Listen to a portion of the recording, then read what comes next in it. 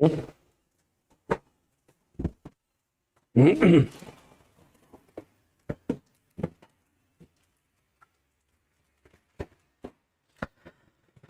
नमस्कार, स्वागत है आप सभी का उत्कृष्ट एकेडमी के यूट्यूब लाइव सेशन पर। और मैं पंकज जोशी आप सभी का फिर से एक बार बहुत बहुत स्वागत करता हूं। हालांकि मैंने एक बार ये सारी चीजें आपको बता दी, लेकिन थोड़ा सा यहां पर मैंने चेक नहीं किया, मैं बिल्कुल वैसे आ गया और माइक में जो सेल लगते हैं वो इसमें नहीं डले थे।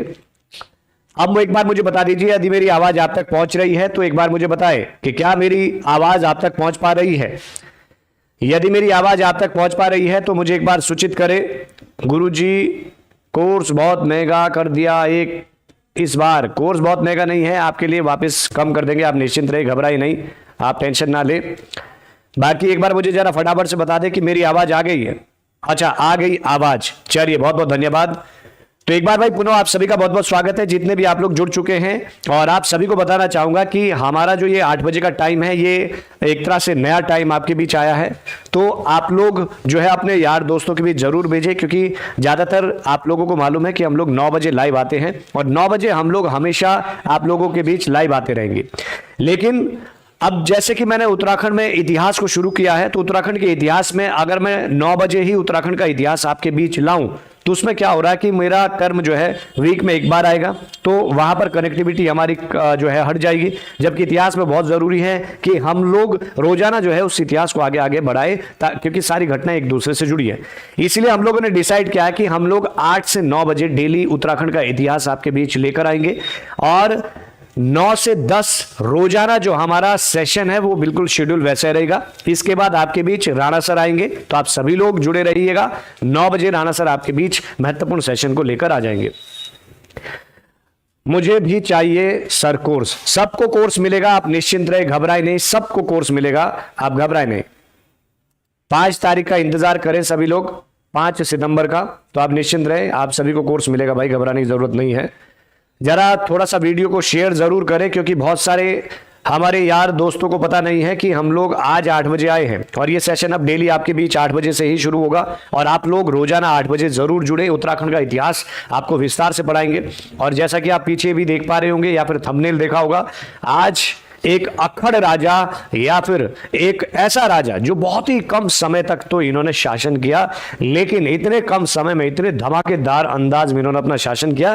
तो आज हम लोग महीपति शाह को पढ़ने वाले हैं 1611 से सन 1631। 11 से, इनका टाइम पीरियड तो गड़बड़ है भाई, इनका जो टाइम पीरियड है ये पीछे गड़बड़ लिखा हुआ है। इनका टाइम पीरियड 1611 से नहीं है, बल्कि इनका टाइम पीरियड 1631 से है और 1600 जो है 34 तक चलेगा। तो ये इनका समय है, तो ये थोड़ा सा गड़बड़ हो गया मामला, है ना। खैर फिलहाल मॉक टेस्ट भी करा रहे हो सर जी? हाँ जी, मॉक टेस्ट भी शुरू हो रहा है। पंकज दा आज बहुत दिनों बाद, इट्स मी। हाँ जी, आज बहुत दिनों बाद नहीं है, मुझे लग रहा है कि आप बहुत दिनों बाद जुड़े हैं, मुझे ऐसा कुछ लग रहा है। हम तो डेली आप लोगों के बीच आते हैं 9 से 10, अब 8 से 9 भी आपके बीच डेली आएंगे। 8 से 9 कोर्स में है टाइमिंग, नई कोर्स में 8 से 9 कोई टाइमिंग नहीं है। अभी रेणु जी कोर्स में जो 8 से 9 की टाइमिंग है वो नहीं चल रही है, अभी केवल 3 सब्जेक्ट आपके चल रहे हैं, तो आप निश्चिंत रहे। सर खाने बनाने का टाइम होता है 9 बजे तक, ठीक था, कोई दिक्कत नहीं भाई, खाना बनाते बनाते भी पढ़ सकते दिव्या जी, ऐसा नहीं है। मोबाइल सामने रखिए और पढ़ते रहिए, समझ रहे आप। तो चलिए भाई फटाफट से एक बार फिर से पुनः आप सभी का स्वागत करता हूं और इसके बाद अब हम लोग आगे बढ़ते हैं। तबियत कैसी है सर? तबियत एकदम बहुत अच्छी है, एकदम आपको दिख भी रहा होगा मस्त तरीके से। क्या कोर्स लेना जरूरी है, बिना कोर्स लिए नहीं होगा? देखिए मुकेश जी, आपके ऊपर डिपेंड करता है, बाकी मैं अब बढ़ने वाला हूं आगे। तो चलिए भाई, आज हमारा जो राजा है वो राजा महीपति शाह है। और राजा महीपति शाह से ठीक पहले हम लोगों ने राजा श्याम शाह पर विस्तार से चर्चा की थी। अगर आप लोग जो है लास्ट वीडियो में जुड़े थे तो राजा श्याम शाह को हम लोगों ने पढ़ा था और हम लोगों ने राजा श्याम शाह पर विस्तार से चर्चा की थी। और हम लोगों ने देखा था कि श्याम शाह जो है 1611 से लेकर 1631 तक ये पमार शासन की गद्दी पर रहे।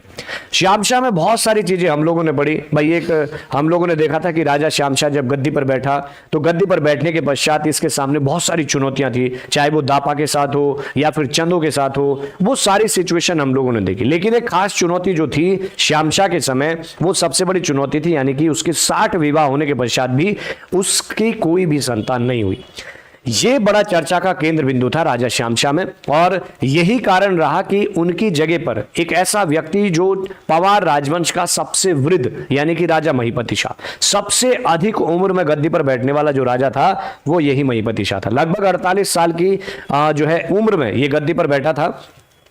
तो खैर चलिए फटाफट सब शुरू करते हैं। राजा महिपति शाह, और इनका जो समय वो यहां पर गलत प्रिंट हो गया, 1631 से 34, मात्र 3-4 वर्षों के अंदर ही राजा महिपति शाह ने जो है एक तरह से तूफान मचा दिया था। और विस्तार से हम लोग पढ़ने वाले हैं, तो अब जो है ध्यान से देखें, और जो लोग वास्तव में शिद्दत से मुझे इस सेशन को मुझसे पढ़ रहे हैं तो वो लोग अपने पास कॉपी पेन भी रखें, वो लोग अपने साथ नोट्स भी बना सकते हैं और बेहतर तरीके से उत्तराखंड को इतिहास मेरे साथ पढ़ सकते हैं। तो चलिए फिर राजा महिपति शाह को शुरू किया जाए। और शुरू करने से पहले जिन्होंने वीडियो को लाइक नहीं किया है लाइक जरूर कर दे, और जिन्होंने शेयर नहीं किया है थोड़ा सा वीडियो को भाई शेयर भी कर दीजिएगा, धन्यवाद। राजा महिपति शाह की अगर हम बात करें तो सबसे पहले हम लोग यहां पर पढ़ने वाले हैं जीवन परिचय, उसके बाद थोड़ा सा पिता, अन्य नाम, सेनापति, समकालीन राजा, प्रारंभिक स्थिति, मुगलों के साथ संबंध, चंदों के साथ संबंध, दापा के साथ संबंध, सिरमौर राजा के साथ संबंध और कार्य। ये सारी चीजें हमारी स्पेशली यहां पर चर्चा होने वाली है। हाँ जी, आप टेंशन क्यों ले रहे हैं, ये क्लासें एप्लीकेशन में आपको बहुत धमाकेदार अंदाज में मिलेगी, आप निश्चिंत रहिए। सारी क्लासें आपको बहुत तरीके से मिलेगी, सीक्वेंस से मिलेगी। एप्लीकेशन वाले जितने भी, आप टेंशन क्यों ले रहे हैं भाई, आप यहाँ पर डबल मजा लीजिए ना, है ना। तो फिलहाल ये सारी चीजें होगी, और जिनमें सबसे पहला हमारे पास यानी कि महिपति शाह का एक जीवन परिचय होगा कि आखिर में राजा महिपति शाह कौन थे, कैसे गद्दी पर बैठे, किन परिस्थितियों में गद्दी पर बैठे। ये सारी चीजें धीरे धीरे धीरे धीरे धीरे धीरे चलते रहेंगे और महिपति शाह को पूरा समझेंगे। देखिए, अगर हम महिपति शाह के परिचय की बात करें, जीवन परिचय की बात, तो मैंने आपको एक राजा पढ़ाया था और वो राजा थे बलभद्र शाह, अगर आपको याद होगा। राजा बलभद्र शाह, हमने ये भी देखा था कि भाई पहला राजा था पवार राजवंश का जिसके सामने शाह की उपाधि भी पहली बार इनके द्वारा लगाई गई थी। और राजा बलभद्र शाह में एक खास बात हमने देखी कि राजा बलभद्र शाह के 2 पुत्र थे, और उन 2 पुत्रों में जो बड़ा पुत्र था वो मानशाह था, राजा मानशाह। तो राजा मानशाह जो है इनके पुत्र थे, राजा मानशाह ये बड़ा पुत्र था, और दूसरे पुत्र थे महिपति शाह। और मैंने आपको बताया था लास्ट वीडियो में भी कि दोनों ही बहुत ही योग्य थे, लेकिन गद्दी पर केवल और केवल वही बैठ सकते थे जो बड़ा पुत्र था। ऐसे में गद्दी पर बैठाया गया किसको, यानी कि मानशाह को। बलभद्र शाह के पश्चात जो गद्दी प्राप्त की वो मानशाह के द्वारा प्राप्त की गई। और मानशाह ने, हमने देखा था कि मानशाह ने जो है एक नगर भी बसाया था लास्ट टाइम भी अपने नाम से, और वो बसाया था मानपुरगढ़। ये जो मानपुरगढ़ बसाया था, यहीं से बहुत बड़ी समस्या भी उत्पन्न हो गई थी, क्योंकि आगे चलकर मानशाह की भी 2 संतानें थी, जिनमें से एक राजा था श्याम शाह, राजा श्याम शाह, और हमने राजा श्याम शाह को विस्तार से पढ़ा था। और दूसरा राजा था, यानी कि दूसरा इसका बेटा था धामशाह। ये दोनों की दोनों पुत्र जो है राजा मानशाह के थे। और हमने देखा कि जब श्याम शाह गद्दी पर बैठा तो श्याम शाह के गद्दी पर बैठने के बाद भाई जो धामशाह था, कहा जाता है कि धामशाह जो है ये धार्मिक प्रवृत्ति का राजा था, इसलिए इसने गद्दी को स्वीकार नहीं किया। लेकिन मानशाह के बाद जो ये श्यामशाह गद्दी पर बैठा, तो श्यामशाह के बाद जाहिर सी बात थी कि इसका पुत्र गद्दी पर बैठना था, लेकिन इसके पुत्र योग जो है प्राप्त नहीं हो पाए। ऐसे में इसने अपने पुत्र प्राप्ति के लिए 60 रानियों से विवाह भी किया था। ऐसा हमारे पास उल्लेख में मिलता है कि 60 रानियों के साथ विवाह किया था किसने, यानी श्यामशाह, लेकिन उसके बावजूद भी से कोई संतान प्राप्त नहीं हुई। और फिर हम लोगों ने अंत में क्या देखा, हम लोगों ने अंत में देखा कि श्यामशाह की जब मृत्यु हो गई तो भाई इस मानशाह का जो राजपाट था या मानशाह का जो वंश था वो यहां पर आकर क्या हो गया, खत्म हो गया। ध्यान से देखें, अब यहां पर मानशाह का तो दी एंड हो गया, और अब बहुत बड़ी चुनौती आ गई थी कि गद्दी पर अब किसे बैठाया जाए। भाई पवार रियासत अब धीरे धीरे इतनी बड़ी रियासत हो गई, तो गद्दी पर किसे बैठाया जाए, ये एक बहुत बड़ी समस्या का विषय बन गया था। तो ऐसे में फिर जो है पूरे के पूरे यहाँ पर जो भाई इनके अधिकारी थे, सारे लोगों ने डिसाइड किया, निर्णय लिया कि गद्दी पर जो है अब जो बैठ सकता है वो महिपति शाह बैठ सकता है। जबकि महिपति शाह, देखो अगर हम इस दौर की बात करें, जब भी आप पवार राजवंश को शुरू से, अब देखो एक से एक राजा हम लोग आगे पढ़ते रहेंगे, सारे के सारे शासक कहीं ना कहीं गद्दी पर जो है ये लगभग कोई 10 साल, कोई 15 साल, कोई 16 साल, कोई 17, इन सालों में जो है इतनी कम उम्र में गद्दी पर बैठे। लेकिन महिपति शाह सबसे अधिक उम्र में गद्दी पर बैठने वाला राजा बना। क्यों रहा? क्योंकि इस दौरान भाई देख लीजिए आप, बलभद्र शाह के बाद मानशाह बैठा, मानशाह के बाद श्यामशाह भी बैठ गया, तो भाई ये तो बुजुर्ग हो ही गया था, यानी श्यामशाह का क्या था? चाचा था। तो फिर गद्दी पर जब ये बैठा तो उस दौरान ये लगभग 48 वर्ष का था, ऐसा इतिहासकार बताते हैं। यानी 48 वर्ष की आयु में गद्दी पर बैठा, सबसे ज्यादा उम्र में। ये क्वेश्चन बन सकता है, तो सर्वाधिक उम्र में या सबसे ज्यादा जो है उम्र में गद्दी पर बैठने वाला जो राजा है वो हमारे पास कौन है? पंवार राजवंश का महिपति शाह। तो इस तरह से इन परिस्थितियों में महिपति शाह को गद्दी दी गई कि ले भाई गद्दी बैठो। अब देखो महिपति शाह जब गद्दी पर बैठेगा तो महिपति शाह के पास पहली चीज आपको बता दें, एक तो अनुभव इसका तब का है जब इसका पिता गद्दी पर था बलभद्र शाह, एक। दूसरा अनुभव इसके पास तब का है जब इसका भाई गद्दी पर था मानशाह, उस दौरान में भी इसके पास सारी, भाई ये तो सारी चीजें देख रहा अपने समय की। और तीसरा जब इसका भतीजा श्यामशाह गद्दी पर बैठा तब का भी महिपति शाह के पास सारा के सारा अनुभव। तो महिपति शाह कोई ऐरा गैरा राजा नहीं था, मतलब इतने कम उम्र में। आप खुद सोचिए कि महिपति शाह मात्र और मात्र 3-4 सालों में गद्दी पर रहा, उसके बावजूद भी महिपति शाह ने इतने धमाकेदार अंदाज में, अभी जब पढ़ाऊंगा तो महिपति शाह आपको ऐसा लगेगा कि 3-4 सालों में भी इतना बड़ा राजा था ये। तो ये सारी चीजें हम लोग महिपति शाह के बारे में, तो ये मैंने आपको एक जीवन परिचय महिपति शाह के बारे में बताया और ये मैंने सारी चीजें इनके बारे में आपको समझाई। तो उम्मीद करता हूं कि यहां तक तो आप समझ गए होंगे कि कैसे गद्दी को प्राप्त की थी राजा महिपति शाह ने। तो इस परिस्थितियों में महिपति शाह को गद्दी सौंपी गई कि भाई जब मानशाह का कोई आगे वंश नहीं रहा, श्यामशाह की कोई संतान नहीं हुई, तो फिर गद्दी में इसको बैठाया गया। हाँ जी, बाकी जरा वीडियो को जिन लोगों ने अभी तक शेयर नहीं किया भाई वीडियो को शेयर भी करते रहे। हाँ, श्यामशाह श्रीनगर में श्यामशाही बाग बिल्कुल बनाए, श्यामशाही बाग का निर्माण करवाए, मैं ऑलरेडी पढ़ा चुका हूँ इसको लास्ट वीडियो में। जिन लोगों ने नहीं पढ़ा है वो वहां पर जाकर देख ले। सर मैंने तो क्लास अटेंड करने से पहले ही 6 लोगों को शेयर कर दिया है, बहुत बहुत धन्यवाद नीमा जी। तो चलिए भाई, फिलहाल ये तो चर्चा का केंद्र था केवल और केवल, यानी कि इनके जीवन परिचय पर बातें हुई। अब इसके बाद हल्का सा हमारा जो चर्चा का केंद्र बिंदु है वो हम लोग यहां पर देखने वाले हैं कि महिपति शाह को अन्य किन किन नामों से जाना जाता है। बाकी वो जो नाम इसके देखने को मिलेंगे वो हम लोग धीरे धीरे आगे जब पढ़ेंगे तो हम समझ भी जाएंगे कि आखिर में इसको क्यों इन नामों से पुकारा गया। अगर हम महिपति शाह की बात करें तो महिपति शाह को जो है एक तो इसके लिए नाम प्रयुक्त किया गया है अक्खड़ राजा। क्या किया गया है? अक्खड़ राजा। तो अगर आपसे पूछे कि किस पंवार शासक को जो है अक्खड़ राजा कहा गया है तो वो महिपति शाह को कहा गया। और दूसरा इसी के लिए कहा गया है महाप्रचंड भुजदंड। महाप्रचंड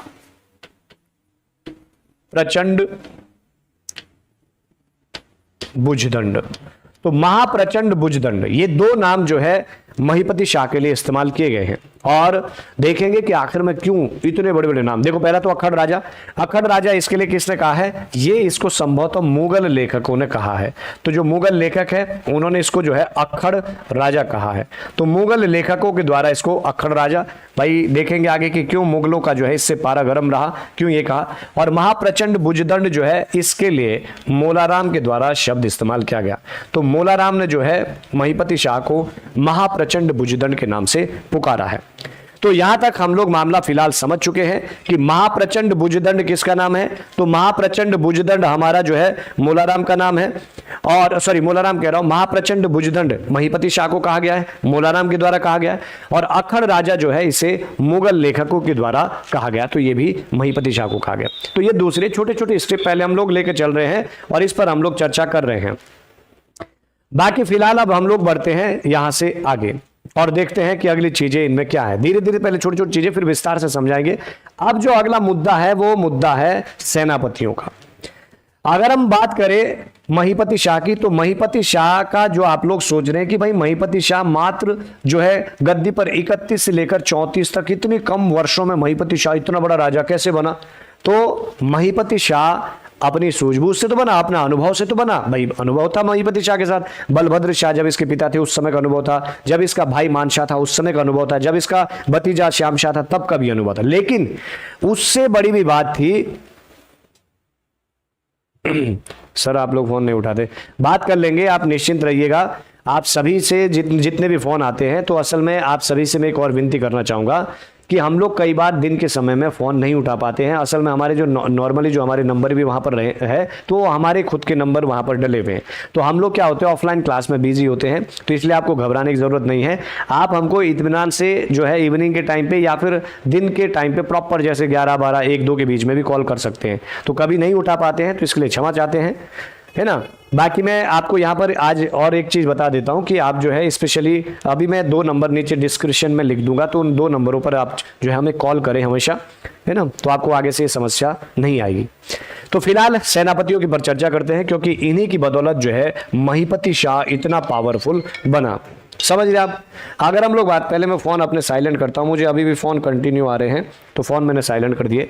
अगर हम बात करें सेनापतियों की, तो सबसे पहला नाम भाई जो भाई पहचान के इसके मोहताज नहीं है परिचय के, तो पहले नाम आपको बता देते हैं, माधो सिंह भंडारी। सोचिए आप, माधो सिंह भंडारी जैसे सेनापति इनके पास है। तो माधो सिंह भंडारी ये सेनापति है किसके पास, यानी कि महिपति शाह के पास। दूसरा भाई जो गढ़वाल का रखवाला है, कौन, यानी कि लोधी रिखोला। तो सोचो आप, लोधी रिखोला भी जो है किसके पास सेनापति है, माधो सिंह भंडारी के पास।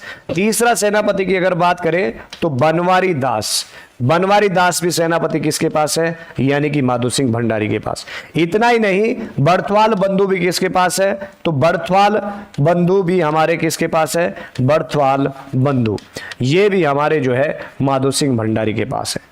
तो ये सारे के सारे, और दोस्त मुगल बेग ये भी जो है किसके पास है, तो ये भी एक मुस्लिम था, और दोस्त हालांकि बाद में प्रॉपर आता है, तो दोस्त मुगल बेग ये भी आपको यहां पर देखने को मिले। यानी ये जो भारी भरकम टीम आपको देखने को मिल रही है, ये सारे के सारे जो सेनापति है ये महिपति शाह के शासनकाल में थे। और संभव तो इसीलिए महिपति शाह जब धीरे धीरे पढ़ेंगे, इतना पावरफुल राजा था और इतना बड़ा साम्राज्य महिपति शाह का फैला था। तो यहां पर हम लोग जो है महिपति शाह पर धीरे धीरे आगे बढ़ रहे हैं, और आप भी स्टेप बाय समझने का प्रयास करें। भाई पहले हमने इनका एक परिचय देखा कि महिपति शाह कौन थे, तो मैंने आपको प्रॉपर बताया। फिर हम लोगों ने देखा कि महिपति शाह को किन नामों से जाना जाता है, तो उस पर चर्चा हुई। और अभी चर्चा हम लोगों ने की महिपति शाह के इन सेनापतियों, एक एक सेनापति का रोल आगे पढ़ेंगे, और धीरे धीरे इन सभी सेनापतियों पर भी आगे चर्चा होगी। फिलहाल बढ़ते हैं सेनापतियों के अलावा आगे। तो कहीं ना कहीं माधो सिंह भंडारी में के महिपति शाह के साम्राज्य में बहुत बड़ा योगदान था इन सेनापतियों का। अब बात आती है समकालीन शासकों की, जो बड़ा इंपॉर्टेंट है कि भाई इसके समय जो समकालीन शासक है वो कौन कौन थे। देखिए, अगर अब हम समकालीन शासकों की बात करें, तो समकालीन शासकों में लास्ट समय मैंने आपको श्यामशाह पढ़ाया, तो उम्मीद करता हूं आपको ग्राफ पूरा याद हो गया होगा। यहां पर हमारे पास गद्दी पर बैठे हुए हैं महिपति शाह, और जिस समय महिपति शाह गद्दी पर बैठा होगा, तो भाई समकालीन शासकों में हमको क्या क्या देखना है। एक तो देखना है इधर चंद शासक में, कि भाई इस समय जो है इधर चंद राजवंश में जो है कौन है, कि चंद राजा कौन है। तो चंद राजा की अगर हम लोग बात करें, तो इसके समय चंद राजा कौन, लास्ट समय आपको याद होगा त्रिमल चंद, याद आ रही है स्टोरी। त्रिमल चंद को गद्दी पर किसने बैठाया था, श्यामशाह ने। ये वही त्रिमल चंद है जिसने श्यामशाह से मदद मांगी। तो इसके समय अभी गद्दी पर कौन बैठे हैं, यानी कि चंद राजा है त्रिमल चंद। अगर कल की मेरा लास्ट वीडियो देखा है तो प्रॉपर स्टोरी बता रखी है कि इससे पहले ये था, और गद्दी पर किसने, श्यामशाह ने ही बैठाया था। इसके अलावा दूसरी बात अगर हम बात करें, तो समकालीन शासकों में दूसरी इनकी चर्चा हो रही थी मुगलों के साथ, कि भाई मुगल बादशाह इनके समय कौन है। और इस समय गद्दी पर बैठे हुए हैं यानी कि महिपति शाह, और मुगल बादशाह भी इस समय चेंज हो गए हैं। और ये टाइम पीरियड अगर आप देखेंगे तो ये टाइम पीरियड आ चुका है शाहजहां का, अर्थात इस समय मुगलों के बादशाह कौन है, यानी शाहजहां। तो महिपति जो है एक प्रकार से शाहजहां का समकालीन था। बस 2 जगह की हमको चीजें देखनी है, बाकी दापा को फिलहाल छोड़ दीजिए। और अभी एक नया पत्ता भी आज खुलेगा महिपति शाह के समय, उस पर भी हमारी चर्चा होगी। भाई देखो, लास्ट टाइम पे हमारी इतनी चर्चा होती है, एक तो हम दापा देखते थे, दूसरा हम लोग चंद देख रहे थे, और तीसरा मुगल। अभी हमारे पास जो सिरमौर का जो सिक्का है वो अभी भी बंद है ना, तो इसको भी देखेंगे। क्या आज ये सिरमौर वाला सिक्का भी खुलने वाला है। तो धीरे धीरे इस तरह से हम लोग बढ़ते रहेंगे। तो चलिए भाई, बहुत बहुत स्वागत है जितने अभी भी हमसे जुड़ रहे हैं, जो अभी भी धीरे धीरे जुड़ रहे हैं। जिन्होंने वीडियो को शेयर नहीं किया, थोड़ा सा वीडियो को भाई शेयर करें, क्योंकि 8 बजे का टाइम आप सभी को मालूम नहीं है। सर ये सर कॉल आ रही कंटिन्यू, इसको आप ना हाँ हाँ चलिए जी, तो यहां तक का मामला भी आप समझ गए कि समकालीन शासक कौन है, तो चंद राजा इसके समय त्रिमल चंद है, बाकी सब चर्चा आगे होगी। और मुगल बादशाह एक तरह से कौन है, यानी कि शाहजहां। अब बात आती है समकालीन शासक के साथ साथ यानी प्रारंभिक स्थिति। अब देखते हैं प्रारंभिक स्थिति है। अब ध्यान से, अब असल में यहां से शुरू हो रहे हैं महीपति शाह। देखिए महीपति शाह हम लोगों ने देखा कि ये 48 साल की उम्र में गद्दी पर बैठे हैं और इतने वृद्ध अवस्था में गद्दी पर पहली बार कोई पंवार शासक बैठ रहा है। तो जब हम अगर प्रारंभिक सिचुएशन की बात करें तो यहां पर जो है गद्दी पर कौन है, यानी कि महीपति शाह बैठा हुआ है। तो एम से मैं लिख देता हूं महीपति शाह है। जिस समय ये गद्दी पर बैठता है तो हल्का सा आपको बता दें कि जो चंद राजा है, यहां पर लास्ट समय हमने देखा था कि चंदों के साथ संबंध अच्छे हो गए थे लास्ट टाइम पे, क्योंकि त्रिमल चंद को गद्दी पर बैठाया। तो चंद राजा तो भाई त्रिमल चंद है। और अब देखना यह है कि जो चंद राजा त्रिमल चंद है, जब हमने महीपति शाह से पहले गद्दी पर देखा था तो यहां पर गद्दी पर बैठे थे श्याम शाह, ये याद होगा आपको, श्याम शाह। और हमने देखा कि श्याम शाह ही वो था जिस शख्स ने त्रिमल चंद को गद्दी पर बैठाया। तो जाहिर सी बात है जब महीपति शाह है तो कहीं ना कहीं देखते हैं कि क्या पता अच्छे संबंध होंगे भाई, जब गद्दी पर इसने बैठाया तो वो देखने वाले चर्चा का विषय है। दूसरा, जब श्याम शाह गद्दी पर था तो हमको याद है कि श्याम शाह ने जो है दापा पर अटैक किया था, अगर आपको याद होगा, यानी कि दापा के साथ संबंध श्याम शाह के खराब थे। ऐसी में जाहिर सी बात है कि महीपति शाह भी जब गद्दी पर बैठ रहा है तो इसके समय भी एक तरह से संबंध खराब ही होने चाहिए, लेकिन वो चर्चा का विषय होगा आगे जब देखेंगे कि दापा के साथ संबंध कैसे है। तीसरा विषय, अगर हम श्याम शाह की बात करें तो श्याम शाह के समय मुगल जो बादशाह था वो जहांगीर गद्दी पर था। और यहां तक कि हम लोगों ने देखा कि श्याम शाह एकमात्र ऐसा पंवार शासक था जिसने मुलाकात भी की थी किसी मुगल बादशाह से। तो हमने देखा श्याम शाह बाकायदा जहांगीर से मिलकर भी आया था। तो इसीलिए श्याम शाह और जहांगीर के संबंध बड़े उत्तम थे। कहने का मतलब है कि मुगलों के साथ संबंध बहुत ही शानदार थे श्याम शाह या फिर पंवार राजवंश के। लेकिन जब गद्दी पर बैठ रहा है इस समय महीपति शाह तो वो चर्चा का विषय, क्योंकि अब इसके समय यहां पर राजा जहांगीर, बादशाह जहांगीर नहीं है, बल्कि अब कौन है, तो इसके समय यहां पर शाहजहां गद्दी पर आ गया। और देखेंगे कि क्या इसके समय भी संबंध अच्छे बने रहेंगे या फिर इसके समय संबंध बिगड़ते हुए देखने को मिलेगा। इस समय एक नया पत्ता खुल रहा है हमारे सामने, और ये नया पत्ता खुल रहा है ये सिरमौर रियासत का। ये जो सिरमौर रियासत है, अब ये धीरे धीरे सिरमौर रियासत भी पावरफुल हो गई है और सिरमौर के समय भी अब कुछ ना कुछ हलचल हमको यहां पर आसपास देखने को मिल जाएगी। तो कहने का मतलब है कि जब महीपति शाह गद्दी पर बैठा तो इस तरह की सिचुएशन है चारों तरफ। ध्यान से आप सुनिएगा, अगर आप ध्यान से मेरे साथ पढ़ रहे होंगे, आपने लास्ट राजा श्याम शाह पढ़ा होगा और आज आप लोग जो है महीपति शाह को पढ़ रहे, धीरे धीरे अगर आप इस सीक्वेंस को बनाए रखेंगे तो मैं इतना वादा करता हूं, इतनी उम्मीद करता हूं कि आप लोग कभी भी जो है इसमें गलत नहीं करेंगे। आपको बाकायदा क्वेश्चन दिख रहा होगा कि सर ने इस टाइप से पूरा, मैं मैपिंग के साथ ही पूरा पढ़ाता हूं और मैपिंग में पूरा समझाता हूं। तो भाई इसलिए थोड़ा सा फोकस लगा के रखें और ध्यान से सुनने का प्रयास करें। चलिए, बहुत बहुत धन्यवाद। सर कितने बजे स्टार्ट? अब देखो जितने भी अब काफी लोग अब जुड़ चुके, तो आपको बताना चाहूंगा कल से मैं 8 बजे आऊंगा आप सभी के बीच डेली, रोज 8 बजे आऊंगा, आप रोज 8 बजे जुड़िएगा। देखो हमारा श्याम शाह हो गया, आज महीपति शाह, कल हमारा एक धमाकेदार और राजा होगा पृथ्वीपति शाह। धीरे धीरे धीरे धीरे इसी सीक्वेंस के साथ हम लोग चलते रहेंगे। चलिए जी, तो यहां तक आप समझ गए। तो कहने का मतलब है कि महीपति शाह खतरे से खाली अभी नहीं है फिलहाल। हाँ, दो जगह ठीक है कि भाई यहाँ संबंध अच्छे होने की बात चल रही है और इधर भी अच्छे थे पिछले, लेकिन दापा से संबंध ऑलरेडी इसके खराब थे। अब देखते हैं कि अब महीपति शाह के आखिर में संबंध होते कैसे आगे। तो चलिए फिर अब महीपति शाह को सबसे पहले पढ़ेंगे, यानी कि इसके प्रारंभिक स्थिति के साथ। महीपति शाह जब गद्दी पर बैठता है तो सबसे पहला अटैक जो है ये सीधा दापा पर कर देता है। जैसे देखिए अब क्या हुआ, यहां से आपने देखा होगा क्वेश्चन भी आ चुका है कि सबसे ज्यादा बार दापा पर अटैक किसने किए थे। अभी क्वेश्चन आया था आपके लिए, अगर आपको याद होगा कि सर्वाधिक बार दापा पर आक्रमण किसने किए, तो सबसे ज्यादा बार दापा पर अगर किसी ने आक्रमण किए वो राजा महीपति शाह ने किए। क्यों किए, तो इस सिचुएशन को देखेंगे अभी आखिर में से क्या कारण रहे। भाई देखो, अगर हम बात करें दापा पर आक्रमण की तो सबसे पहले आपको यह याद रखना कि जब यहां पर जो है, अब थोड़ा सा आपको मैं इतिहास बताता हूं, आपको याद भी आता रहेगा साथ में। मैंने कहा था कि जब राजा यहां पर कौन था, यानी कि विजयपाल था। याद आ रहा कि नहीं आ रहा है, बार बार बताता रहा। विजयपाल पहला वो शख्स था जिसने दापा का मतलब यानी कि तिब्बत पर अटैक किया था। दापा एक क्षेत्र है जिसको हम लोग तिब्बत बोलते हैं, तो इसमें कंफ्यूजन नहीं होना है किसी को भी जो नए जुड़ रहे हैं, ठीक है, तिब्बत। लेकिन हमने देखा कि जब विजयपाल ने दापा पर अटैक किया तो इसका जो अभियान था ये असफल रहा। विजयपाल के बाद फिर हम लोगों ने दूसरा जो शख्स देखा था वो हमने देखा था मानशाह, और हम लोगों ने पढ़ा कि जब मानशाह ने अटैक किया तो मानशाह पहला शासक था जब इसके समय यहाँ का राजा भी कौन था, काकवा मोर था। याद आ रहा कि नहीं आ रहा है, तो यहाँ का राजा काकवा मोर था और मानशाह ने इसको बुरी तरह पराजित किया और पहला राजा मानशाह बना गढ़वाल या पंवार राजवंश का जिसने दापा को जीता था।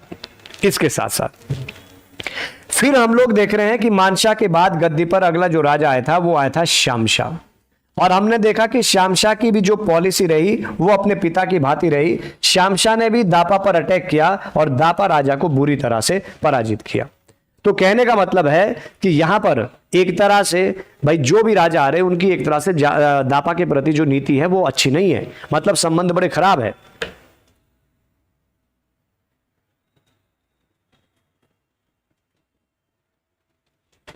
चलिए जी, मैं सभी राजाओं के बारे में पढ़ाऊंगा भाई, और सभी राजाओं को आप विस्तार से अगर पढ़ना चाहते हैं तो मेरे साथ जुड़े और मैं पूरा डिटेल से पढ़ाऊंगा। चलिए जी, बहुत बहुत धन्यवाद। तो फिलहाल हमने देखा कि भाई जब जिसको भी देख रहे हैं तो दापा के साथ संबंध कहीं ना कहीं एक तरह से बिल्कुल सबके सब खराब चल रहे हैं। तो यहां पर क्या हुआ कि जब गद्दी पर बैठा कौन, महिपति शाह। महिपति शाह गद्दी पर बैठते ही सबसे पहला जो इसका अटैक था महिपति शाह का वो सीधा यानी दापा पर था। महिपति शाह ने अपने सेनापति को भेजा सबसे पहले यानी कि लोदी रिखोला को। अब ध्यान से देखना कि जो सेनापति इसका लोदी रिखोला था, सबसे पहले लोदी रिखोला को भेजा गया, लोदी रिखोला को।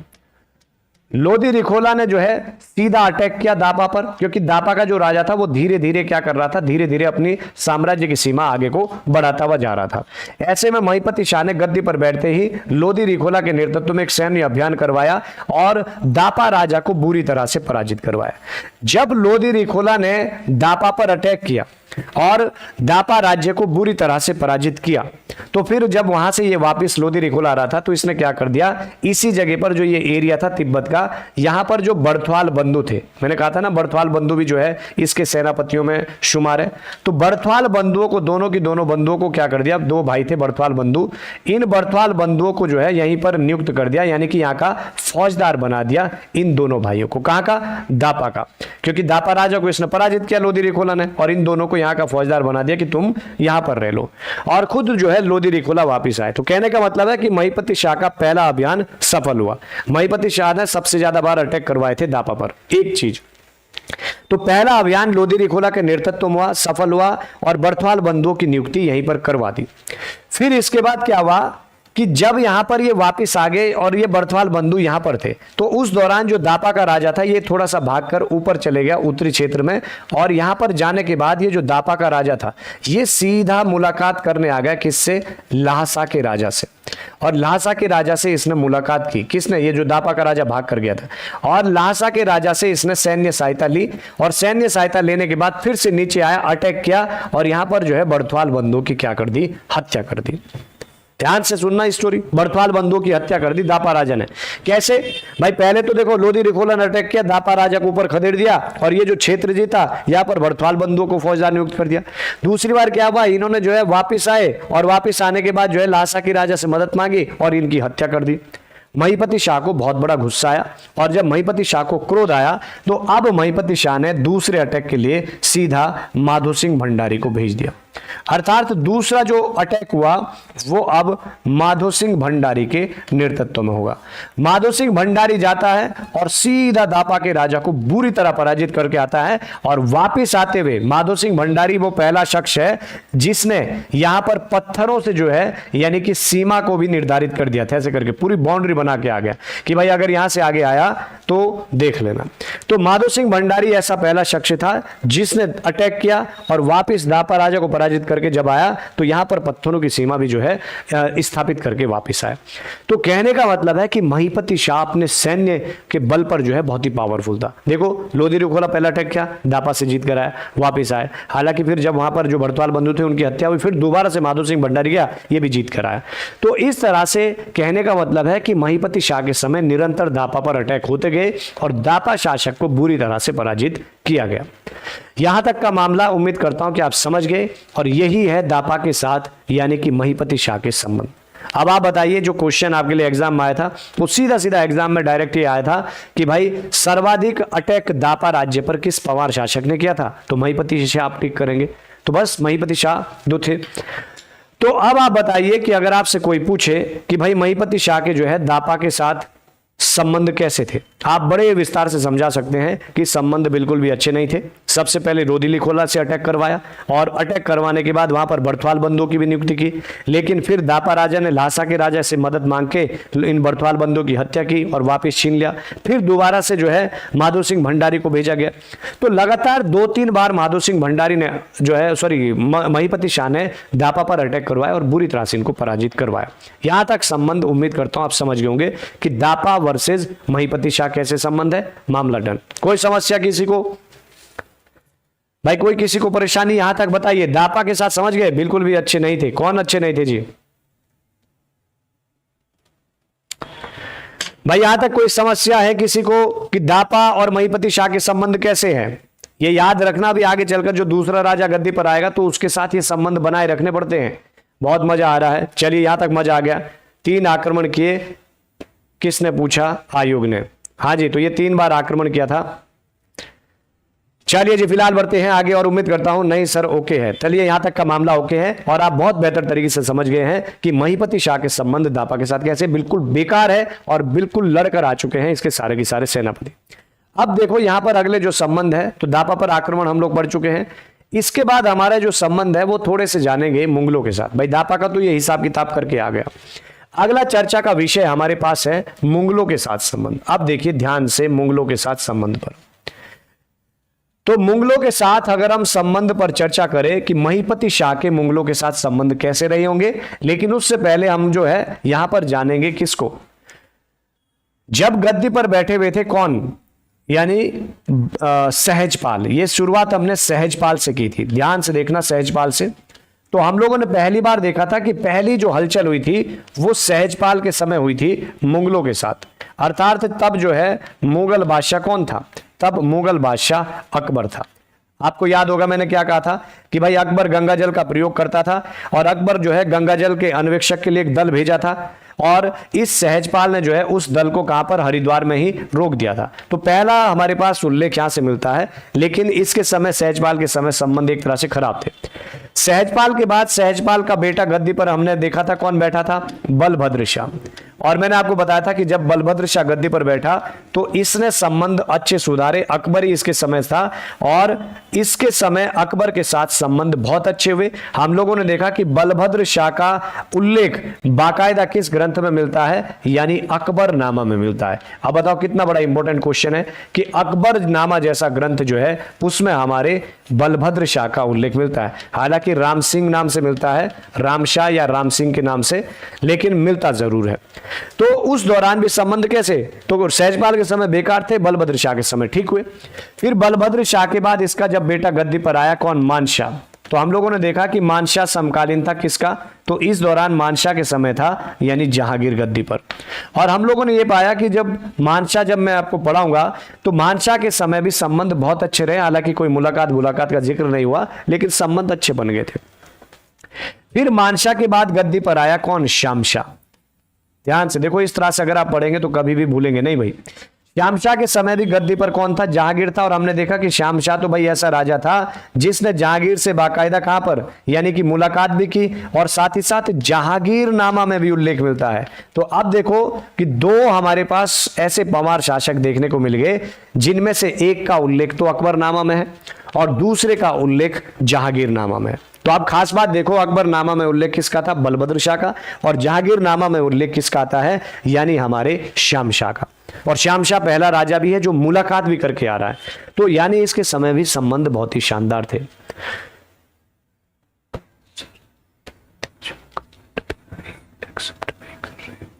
सर आप तीजो कमेंट भी देखो भाई, कमेंट में देखूंगा, क्योंकि असल में क्या होता है कि जब मैं स्टोरी में खो जाता हूं तो मुझे बड़ा मजा आता है, कनेक्टिविटी टूट जाती है। मैं बीच बीच में आप सभी से वार्तालाप करने जरूर आता हूं, तो बातें भी चलती रहती है बीच बीच में। फिलहाल आप लोग अभी भी, आप भी खुद भी मेरे साथ फोकस बना कर रखो, तो बीच में बातें भी करते रहेंगे। तो ऐसी बात नहीं है, आपके सबके कमेंट पढ़ेंगे, ध्यान टेंशन मत ले आप कोई भी। चलिए भाई, जो लोग जुड़े हैं, अगर वीडियो उन्होंने लाइक नहीं किया तो वीडियो को थोड़ा सा लाइक भी कर दो, और अगर शेयर करना चाहते हैं तो वीडियो को शेयर भी कर दीजिए, फिर तो और भी मेहरबानी हो जाएगी आप सभी की। और कल से सभी लोग 8 बजे जरूर जुड़े, कल से हम लोग 8 बजे आपके बीच आएंगे, और 8 बजे ही हम लोग जो है इस सेशन को शुरू करेंगे। चलिए मैं थोड़ा सा इनको ऑन कर देता हूँ यहां से। तो अब बात आती है यानी कि महीपति शाह की। भाई इनके संबंध तो बहुत अच्छे हैं, लेकिन मुद्दा है किसका, जो राजा पढ़ रहे हैं, महीपति शाह। अब शामशाह के बाद गद्दी पर कौन आ रखे हैं, शामशाह के बाद गद्दी पर आ रखा महीपति शाह, और इसको मुगलों ने कहा रखा अक्खड़ राजा। और महीपति शाह जब गद्दी पर बैठा तो इसके समय यहां भी चेंज हो रखा है, इसके समय भी इनके यहां पर कौन आ रखा, शाहजहां आ रखा है, अर्थात मुगल बादशाह भी शाहजहां। तो अब थोड़ा सा यहां पर हम लोग हल्का सा समझेंगे कि आखिर में इनके समय क्या मामला रहा होगा। तो अगर हम लोग बात करें कि जिस समय शाहजहां गद्दी पर बैठा, तो शाहजहां के गद्दी पर बैठने के बाद, अब भाई मुगल बादशाह तो भाई पूरे के पूरे भारत के इतने बड़े स्वामी थे, तो शाहजहां ने क्या किया, एक फरमान जो है पूरे भारत की जितनी भी रियासत है सब जगह एक फरमान भेज दिए, और सब जगह अपनी अधीनता स्वीकार करने का जो है पत्र सबके पास भेज दिया कि भाई भारत में जितने भी राजा रजवाड़े हैं सारे के सारे क्या करेंगे, शाहजहां या फिर मुगल बादशाह की अधीनता स्वीकार करेंगे। तो और वो फरमान जो है महीपति शाह के पास भी आ गया कि भाई महीपति शाह को भी क्या करनी थी, यानी कि इनकी अधीनता स्वीकार करनी थी। लेकिन मामला क्या हुआ, अब महीपति शाह आप जानते ही हैं, ये तो भाई बिल्कुल एकदम जो है बुजुर्ग आदमी है, पूरा अनुभव है इसके पास। तो इसने जो है इस विषय पर जो है सीधा सीधा मना कर दिया होगा कि नहीं भाई आपकी अधीनता स्वीकार नहीं करेंगे, अपने दम पर राज करेंगे।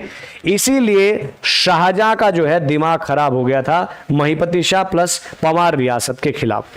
वो किस्मत अच्छे रहे कि शाहजहां इस समय भारत के बड़े बड़े अभियानों में व्यस्त था, वरना संभवतः जो पंवार रियासत जो 1949 तक रही, ये हो सकता है शाहजहां के शासनकाल में खत्म हो जाती।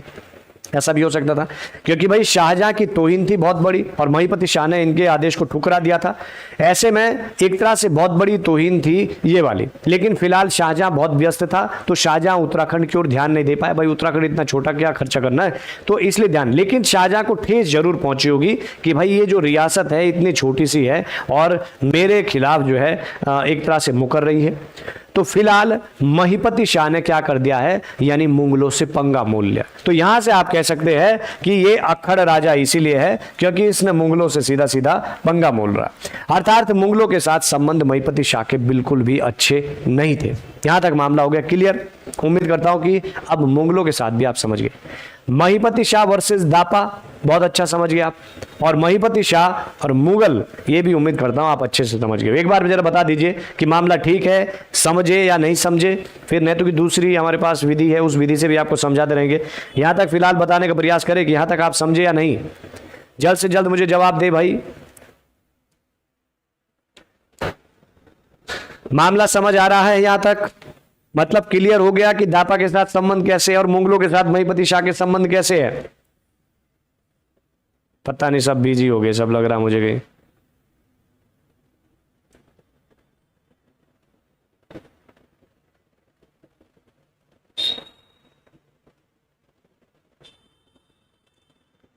चलिए जी ठीक है, मामला एकदम डन है, मतलब आप स्टोरी देख रहे हैं और समझ रहे हैं। यहां तक हम लोग मुगलों के साथ भी संबंध को पढ़ चुके हैं। अब इसके बाद जो हमारे अगला चर्चा है वो महीपति शाह के द्वारा कलंकित कार्य है। अब थोड़ा सा इसके कलंकित कार्यों पर चर्चा होगी। देखिए, महीपति शाह एक तो काफी बुरी अवस्था में गद्दी पर बैठा है, और दूसरा महीपति शाह को जो है अनुभव इतना था कि इस वजह से महीपति शाह को अपने ऊपर फुल कॉन्फिडेंस रहता था, पूरा की पूरा कॉन्फिडेंस रहता था, और अपने ही दिमाग से काम करता था और अपने ही आदेश पर कार्य करवाता था। अब क्या हुआ कि धीरे धीरे महीपति शाह जो है घमंड से चूर होता रहा, और इसमें इसके पास कुछ कलंकित कार्य हुए, जिनमें से हम लोग एक एक करके पढ़ेंगे। सबसे पहला कलंकित कार्य जो इसका था वो था सेनापति लोदी रिखोला की हत्या। मतलब इससे जो है लोधी रिखोला की क्या करवा दी, हत्या करवा दी। देखो हुआ क्या मामला यहाँ पर, असल में यहाँ पर अलग अलग कहानियां देखने को मिलती है। लोधी रिखोला जिसको गढ़वाल का रखवाला कहा जाता है, सोचो जो ये ऐसा एक शख्स था लोधी रिखोला जो गढ़वाल के लिए जिसने अपना समर्पण किया। आपको थोड़ा सा लोधी रिखोला के बारे में बताते हैं कि आखिर में लोधी रिखोला ने महिपति शाह के लिए क्या समर्पण किया। तो अब ध्यान से आप देखिएगा, लोधी रिखोला पहला ऐसा शख्स था जिसने महिपति शाह के कहने पर सहारनपुर पर अटैक किया, यानी इसने सहारनपुर पर आक्रमण किया एक महिपति शाह के कहने पर, और सहारनपुर का सिंहासन उखाड़ कर लाया था लोधी रिखोला। मतलब महिपति शाह का एक आदेश पर जो है लोधी रिखोला अपनी गर्दन भी कटवा सकता था, इतना प्रेम करता था। लोधी रिखोला ने जो है नीचे कटेहरों को यानी कि उनके राजा का जो है सिंहासन उखाड़ कर लाया। लोधी रिखोला पहला ही शख्स आ रहा है जिसने पहली बार यानी कि सिरमौर की धरती पर अटैक किया। तो सिरमौर पर आक्रमण करने वाला पहला जो शख्स था, राजा था, वो महिपति शाह था। और अगर सेनापति की बात करें तो वो हमारे पास लोधी रिखोला था। तो कहने का मतलब है कि सिरमौर पर पहली बार अगर किसी पंवार राजा ने आक्रमण किया तो वो महिपति शाह था, और किसके तहत करवाया गया, तो लोधी रिखोला के द्वारा करवाया गया, यानी कि सिरमौर पर भी विजय प्राप्त की। इतना ही नहीं, इसने जो है दापा पर भी अटैक किया और दापा राजा को भी बुरी तरह से पराजित किया, यानी कि दापा को भी क्या करवा था, इसने पराजित किया था। और साथ ही साथ आपको बता दें कि लोधी जो रिखोला है ये वास्तव में महिपति शाह के लिए भी अपनी जान न्यौछावर करने का भी दमखम रखता था। और अब हुआ क्या कि जो लोधी रिखोला था ये धीरे धीरे जब इसने सहारनपुर जीता तो सहारनपुर राजा को पराजित करने के बाद धीरे धीरे लोधी रिखोला की ख्याति बढ़ती गई। फिर लोधी रिखोला ने सिरमौर को भी जीत कर लाया तो लोधी रिखोला की और ख्याति बढ़ती गई। अब दापा को भी जीत कर लाया तो लोधी रिखोला की और भी ख्याति बढ़ गई। ऐसे में क्या हुआ कि लोधी रिखोला हीरो बन गया, यानी कि जनता जनप्रिय हो गया लोधी रिखोला। जब लोधी रिखोला जनप्रिय होने लगा यानी कि सब जनता लोधी रिखोला को मानने लगी, तो ऐसे में जो दरबारी थे और महिपति शाह भी क्या था, ये भी इससे प्रेम करता था, यानी महिपति शाह को भी बड़ा प्रेम था लोधी रिखोला से। भाई हो गए इतने महान सेनापति। लेकिन धीरे धीरे क्या हुआ कि जो दरबारी थे उन दरबारियों ने जो है महिपति शाह के कान भरने शुरू कर दिए कि भाई बाहर अगर आप जाएंगे महाराज तो लोधी रिखोला का ही जो है नाम चलता है, आपको तो कोई पूछता भी नहीं है। कान भड़काने शुरू कर दिए कि समस्त प्रजा तो जो है केवल लोधी रिखोला यानी कि गढ़वाल का रखवाला लोधी रिखोला, आपकी तो कोई वैल्यू नहीं है। और वो दिन अब दूर नहीं है जब ये लोधी रिखोला इतना पावरफुल हो गया, इसके पास खुद कितनी बड़ी सेना हो गई, ये आपकी हत्या कर देगा और गढ़वाल रियासत का राजा बन जाएगा। तो ऐसे में कहीं ना कहीं जो ये क्या कहते हैं सिरमौर हिमाचल प्रदेश में है, तो जो ये हमारे पास महिपति शाह था ये धीरे धीरे उनकी बातों में आ गया कि हाँ हो सकता है भाई ये मेरे लिए आगे जो है एक मुसीबत साबित हो जाए।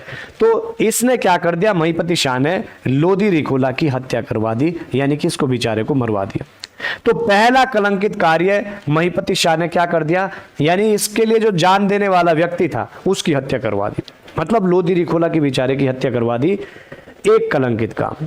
तो पहला कलंकित काम यानी लोधी रिखोला की हत्या। अब देखो दूसरा इसके समय कलंकित काम क्या हुआ, इसने जो है अब धीरे धीरे जब इसको पता चला लोधी को महिपति शाह को कि मैंने लोधी रिखोला की गलत हत्या करवाई है, इसको बाद में पता चला कि लोधी रिखोला मेरे लिए बहुत अच्छा था लेकिन मैंने जो है लोधी रिखोला को गलती से जो है उसकी हत्या करवा दी, गलती से मरवा दिया लोधी रिखोला को। तो इसको बहुत पश्चाताप होने लगा महिपति शाह को कि मैंने ये क्या कर दिया। जब महिपति शाह को पश्चाताप होने लगा तो महिपति शाह धीरे धीरे क्या हो गया, बुढ़ापे में था, धीरे धीरे सनक सठियाने लग गया और अपने उस पर जो है यानी कि अपनी गद्दी पर जो है नाज पावर के दम पर क्या करने लगा। तो इसका जो है नागा साधुओं से भी जो है थोड़ा सा पंगा हो गया। और नागा साधुओं से जब इसका हरिद्वार में पंगा हुआ तो इसने क्या कर दिया, इन नागा साधुओं की हत्या करवा दी। तो इनकी जो है हत्या करवा दी नागा साधुओं की। आप सोच सकते हैं नागा साधुओं की हत्या करवाना यानी कि कितना बड़ा पाप है। तो ये धीरे धीरे सठियाता चला गया, नागा साधुओं की हत्या कर दी, अपना इतना प्रिय जो सेनापति है लोधी रिखोला उसकी हत्या करवा दी। जब धीरे धीरे ये सारी चीजें इसके साथ होती गई तो जनता के बीच भी धीरे धीरे जो है महिपति शाह की इमेज जो है कलंकित होने लगी और खुद भी जो है ये भाई नागा साधुओं का श्राप भी लग गया, लोधी रिखोला का भी लग गया। तो कहीं ना कहीं ये बेचैन होने लग गया, ऐसा इतिहासकार लिखते हैं। महीपति शाह बहुत ही बेचैन हो रखा है, दरबार में सही तरीके से बैठ नहीं पा रहा है। तो ऐसे में क्या करता है महीपति शाह, अपने सारे पुरोहितों को बुलाता है कि भाई देखिए ये बेचैनी क्या है मेरी, मैं बहुत परेशान हूं, मैं गद्दी पर क्यों नहीं बैठ पा रहा हूं। तो सारे के सारे पुरोहित जो भी थे उन सब ने कहा कि देखिए आपने जो है कुछ कलंकित कार्य किए हैं और इन कलंकित कार्यों के लिए आपको पाश्चाताप करना पड़ेगा। और वो पाश्चाताप आपका क्या है कि भाई आप जो है किसी मंदिर में जाइए और कुछ समय वहां पर बिताइए और आराम से जो है थोड़ा सा ध्यान पाठ लगाकर आइए तो आपका मामला ठीक हो जाएगा। तो फिर इसके लिए चुनाव किया गया कि भाई कहां पर जाना है, तो इसको जाना था यानी ऋषिकेश में जाना था। और ऋषिकेश में था भरत मंदिर कि भाई भरत मंदिर में जाइए और वहां पर जो है अपनी पूजा अर्चना पाठ कीजिए आराम से। तो ये भरत मंदिर में आ गया। जब ये भरत मंदिर में पहुंचा तो इसने देखा कि भरत में ये भाई बैठा हुआ, तो ये देख रहा कि भरत की जो मूर्ति है, इसको ऐसा प्रतीत हो रहा है, ऐसा इतिहासकार लिखते हैं कि भरत की मूर्ति जो है इसको घूर घूर कर देख रही, किसको, महीपति शाह को। तो महीपति शाह अपने कोने चेंज करता, इधर सुधर, तब भी इसे लगता कि भरत जो है इनकी मूर्ति इन्हीं को घूर घूर कर देख रही। तो भाई ये क्या कर देता, आदेश दे देता, पावर है, राजा है भाई, सटिया गए, इसने आदेश दे दिया। सोचो जहां पर ये शांति के लिए जा रखा वहां पर कहता है कि इसकी मूर्ति से आंखें निकलवा दीजिए, और भरत की आंखें निकलवा दी, मंदिर मूर्ति से जो है आंखें निकलवा दी। यानी तीसरा कलंकित काम इसने ये भी कर दिया।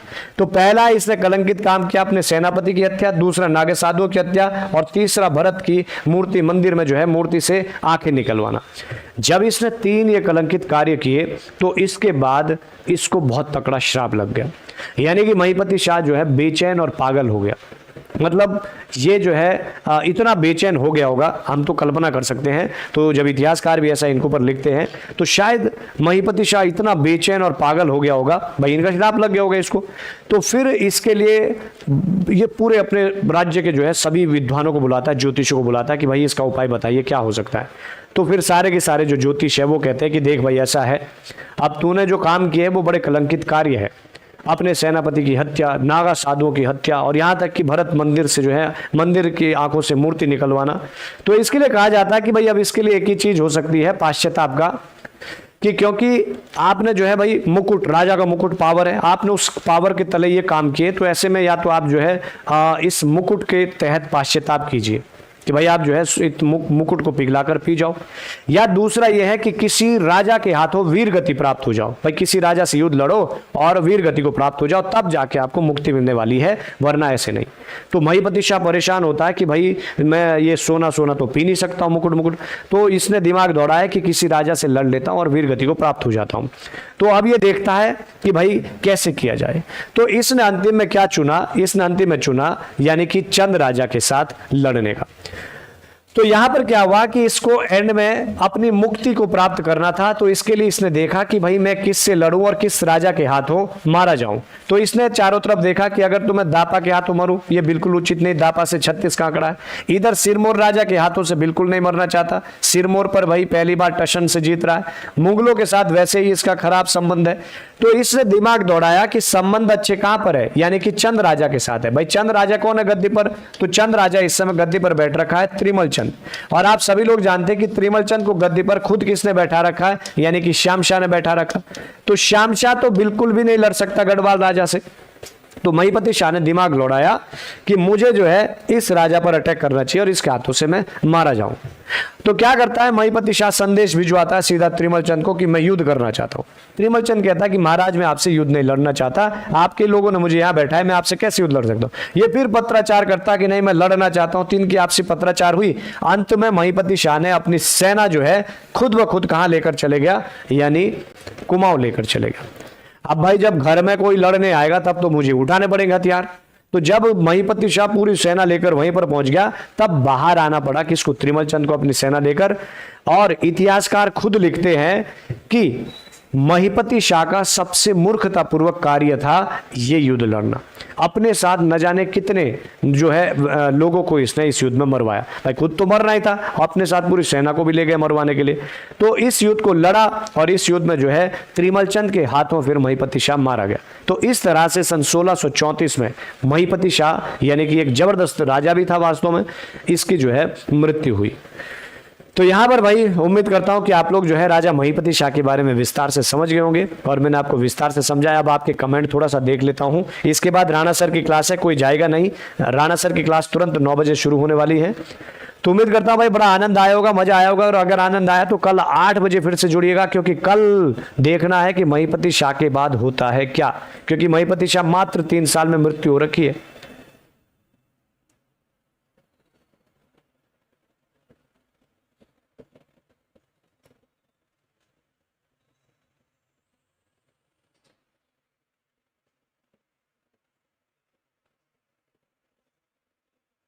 अच्छा, आज का महीपति शाह ने साउथ कोरिया में जन्म ले रखा। चलिए ठीक है, बुढ़ापे में सटिया गया था भाई महीपति शाह, बिल्कुल बिल्कुल भाई। तो चलिए भाई आज के लिए फिलहाल इतना ही है, बाकी राणा सर की क्लास में जरूर जुड़े। इसके बाद जस्ट राणा सर की क्लास शुरू होने वाली है। सुसाइड नहीं करा था क्या? नहीं, सुसाइड नहीं किया भाई, सुसाइड करना तो ऑप्शन ही नहीं था। सुसाइड कैसे करेगा? लड़ाई भाई वीर गति को प्राप्त हुआ, लड़के मरा महीपति शाह। तो चलिए भाई बहुत बहुत धन्यवाद। कल मिलेंगे आपको, यानी कि इसी समय 8 बजे जरूर जुड़िएगा। कल देखेंगे कि कल होता है पंवार राजवंश में क्या।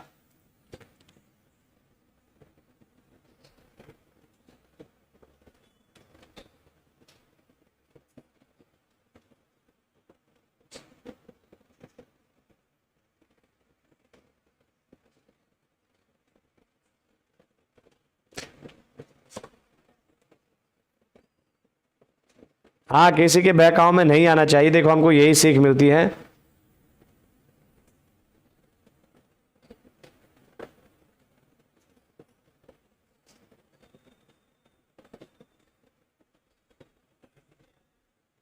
चलिए भाई धन्यवाद। राणा सर की क्लास के लिए बिल्कुल रेडी रहे। राणा सर की हिंदी की क्लास है। थैंक यू सो मच, धन्यवाद।